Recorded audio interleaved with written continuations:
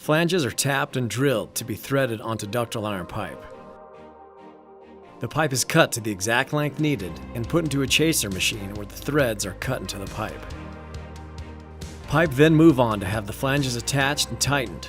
From there it is put into the facer, where the flanges are shaved down until the face of the flange is even with the end of the pipe. Fabricated spools are then painted with the appropriate primer or seal coat specified on the project and allowed to dry for 24 hours before shipping. Short spools and wall pipe are palletized and bundled for delivery, with any requested tags or mark numbers for identification.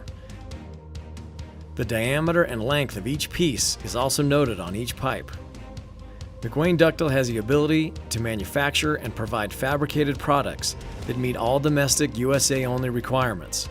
These products will be clearly marked with a label indicating the pipe and flanges were proudly made in the United States of America.